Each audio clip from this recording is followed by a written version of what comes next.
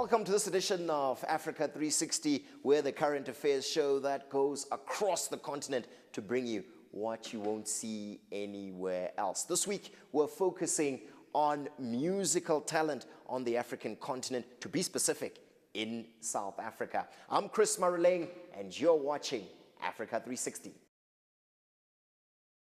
The South African music industry is considered to be a powerhouse to many on the African continent, with many around the globe being immediately familiar with the lilting violins of the Soweto String Quartet, or indeed the Statamia of Ladysmith Black Mambazo, or even the Afro reggae of Lucky Dube. But it does appear that South African music industry is yet again evolving to another level, with groups such as Mafikizolo embracing a uniquely African sound into their already well-known African pop with success. And certainly this appears to have great success with both young and old on the African continent.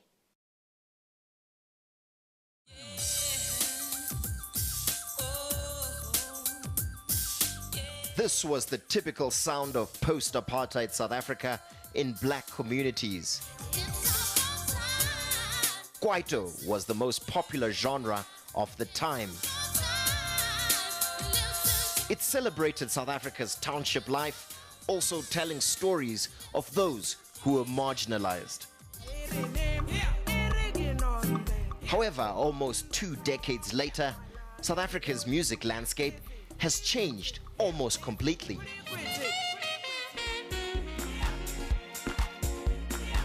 The once popular Kwaito music has taken a backseat, making way for new contemporary sounds.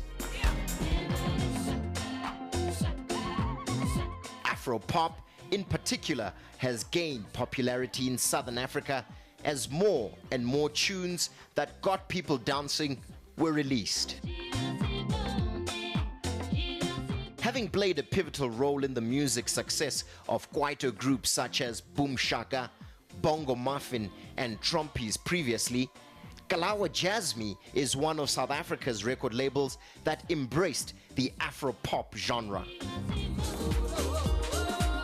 Mafikizolo is one of the groups under this stable and is making waves across the continent with its reinvented and uniquely African sounds.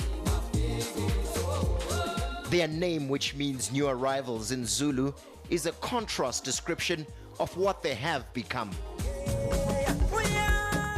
They have enjoyed the longevity that is uncharacteristic of many music bands.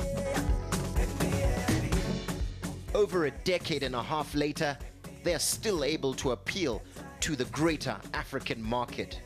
I sat down with one of the founders of Kalawa Jazmee to talk about the evolution of South African music and the African success story that is Mafikizolo.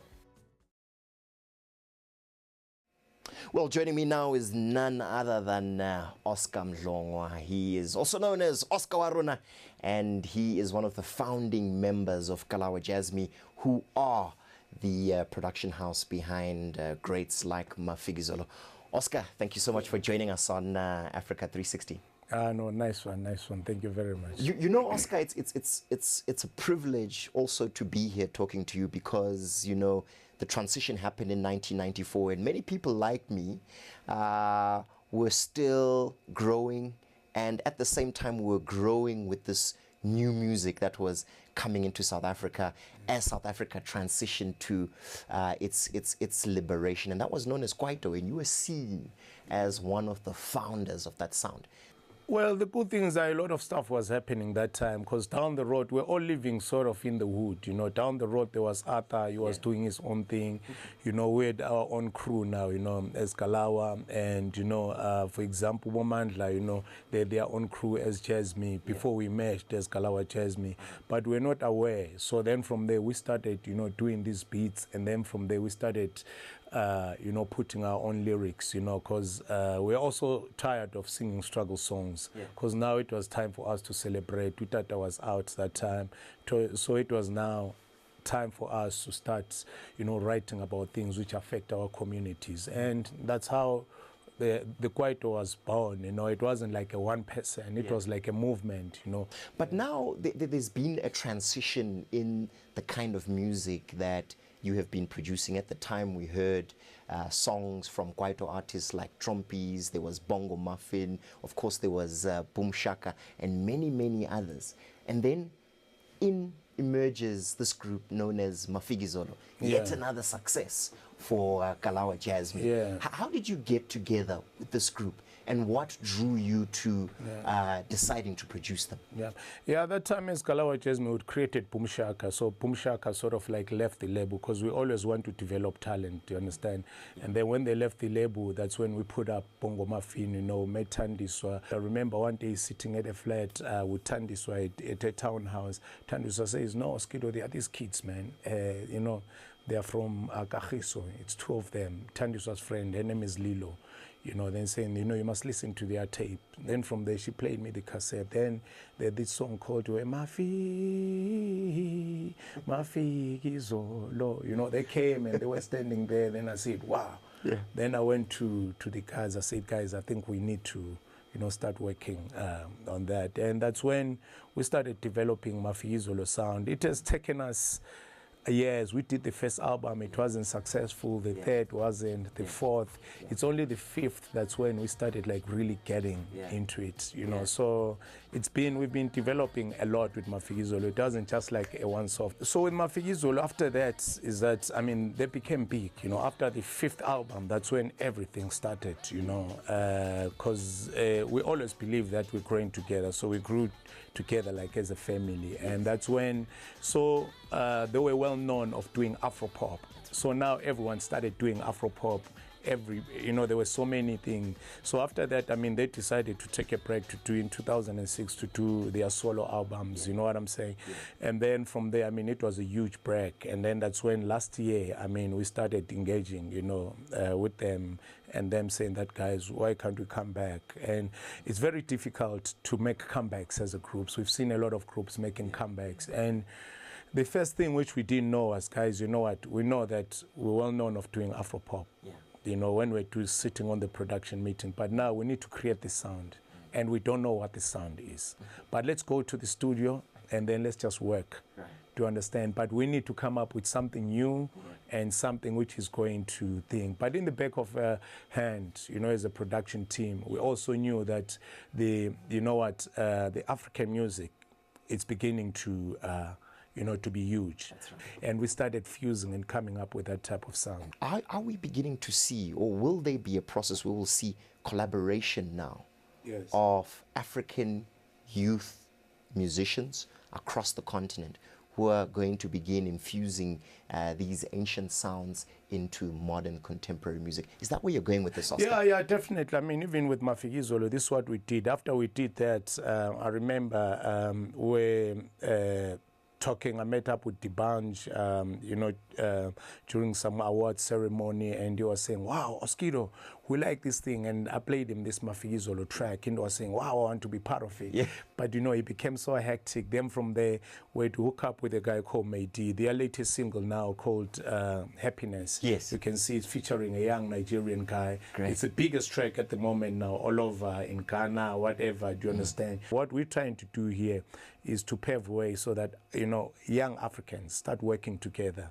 Because for us to make this music bigger, we got to start those collaborations. Oscar, thank you so much for joining us here. Let's just play out a little bit with that song coming out of their latest album. That's Mafikizolo, known as Happiness.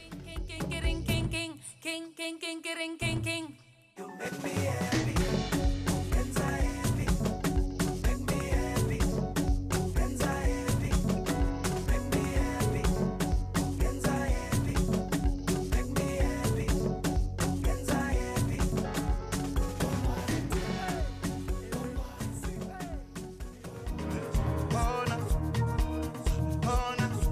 Mafikizolo, they are dope, they're new, they are always fresh. You know, they've been in the industry for the longest time possible, but each and every time they come through, it's always a banger. Like everybody sings Kona here, yet we don't even know what they're talking about. They're epic. I've listened to them and I think I love their music because they're changing the whole idea of music. They're bringing in a new thing, and I think the way the world has embraced it so fast, they're going to do well. It's good. What I love most about Mafikizolo's music is the fact that it can move you without permission. You know, you'd be sitting, not really listening to the song, but then you'd find yourself bobbing your head to it, and then that's what I love about it. And they're very different. They're very different, and they're still standing, okay? Because I didn't understand it, I just let it go. But when I saw the video, okay, now that was the bomb. Welcome back. If you're just joining us, this is Africa 360. This week we're in conversation about the evolution of the Afro pop sound right across the continent, but also specifically here in South Africa. The views that you heard earlier on were from people from right across the continent, and they were talking about that dynamic Africa pop sensation currently making headway on the charts, and that's Mafikizolo. And certainly we're joined by none other than that dynamic duo of Theo, Kgosinkwe, and indeed Nhlanhla, Nciza. Guys, thank you so much for joining us on Africa 360. It's such a privilege to have you guys on the program, and in actual fact, your career has been going on for over or almost 16 years now. Tell us a bit about the early days of Mafikizolo. When we got into the music industry at that time, Kwaito music was quite popular, you know, and I think it influenced our very first album, which came out in 1997. Was it 97? Am I right? Yeah. Yes, 1997. And back then, so our music, you know, and of course, for people that don't know, there was the three of us, yes. And we lost a member, Tebogo Madingwane. Yeah. But, you know, amongst the three of us, Tebogo brought in that Kwaito element, yeah, because Kwaito was quite big. So, you know, from the clothes to the sound that we did, it was quite different from what we're doing right now. And, you know, I used to wear like a sporty all-stars and, you know. Do you know what I actually remember? I remember that song that, it was that, hey, yeah. Yeah, that was an amazing song. Yeah, and actually, you know what people don't know is that most people think that the album that had Ndamba Nawe was our first album. Yeah. And some people thought the album that had Loto was our first album. Yeah. But we actually had 2 albums before that people don't know of, you know. And yeah, and that's when we did more of your Kwaito sound, you know, and especially being signed under Kalawa, you know, which I think was one of the record companies, you know, at that time that was prominent and also prominent with the sound of Kwaito. And but you know, over the years we changed. We did a song called Majika, yeah, and that song is the song that shaped our sound moving forward. Now, before we go into that, there was also an interesting point in your career, Theo, and here I'm talking about Sibongile, where in Sibongile what we hear almost is the deep infusion of house music. We hear those elements coming out very strongly. Tell us a bit about how you got to that. We've always liked the Afro sound, you know. That's why the melodies to it, when you sing, there you go. You know, it's those, you know, Western, you know, influence, West African influence, yeah, melodies, you know, on that song Sibongile. But on that particular album Sibongile, we also then had a song, one of our biggest songs, right, which is Ndamba Nawe, yes, you know. And you know, like I've said, you know, that the African influence, you know, we've always had that sound, you know. We've always, you know, have bits and pieces. We didn't do a lot of it, but we would have at least 1 or 2 tracks, yeah, that had, you know, that particular sound. And it's been amazing. In 2008, you guys decided to take a break and explore your careers individually. What was that about? I think when we decided to do that, we had 7 albums, you know, already as Mafikizolo. And we thought, you know, that there wasn't at the time anything different that we're doing. Even if we were to release an album, it was still going to be Afropop, and you know, so we felt that we needed that change and just to grow and to see what we can do individually. You know, and in 2007, that's what we did. You know, we decided, we sat down and spoke about it, spoke to the record company as well, and you know, we decided that, you know, we're going to do our solo projects. And I think it was very important that we sit down first and talk about it, so that we are also comfortable with the move that we were taking. And we wanted growth, we wanted change, you know, because we've been with Mafikizolo for such a long time, and with Kalawa for such a long time. And we felt that it was time to go outside and see what, you know, other producers, for instance, can do, you know, and try and explore other things. But I think it was one of the best moves that we've made. Now, the interesting thing is that when a lot of people think about Mafikizolo, they really think about a fusion of Afropop, house, and various other musics. How do you define yourselves? What are you guys? Afropop. Afropop. Afropop. I would say Afropop because, you know, maybe the definition of Afropop is African popular music. Yeah, that's right. And our music is popular and it's from Africa. So I can't say dance or whatever. If I will come up with so many names. So just to make it very simple, I would say it's Afropop, you know. Although other people, when they think of Afropop, they think of wedding songs, you know, and they'll say, this is Afropop. But I've realized that, you know, Afropop is music that is popular, you know, it's here, it's based here in Africa. So it's not a South African pop, it's not a West African pop, it's Afro, which is, you know, embraces the whole continent. That's why we call it Afropop. This is the era of us coming together and work together as African artists.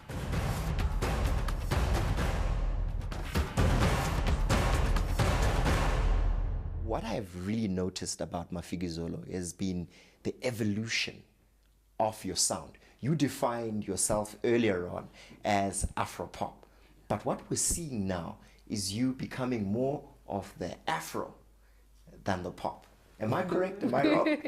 I was still saying, as long as our music is popular in the African continent, we'll always call it Afropop. You know. Because it's that popular sound, you know, and that is being, you know, embraced by, you know, the continent itself.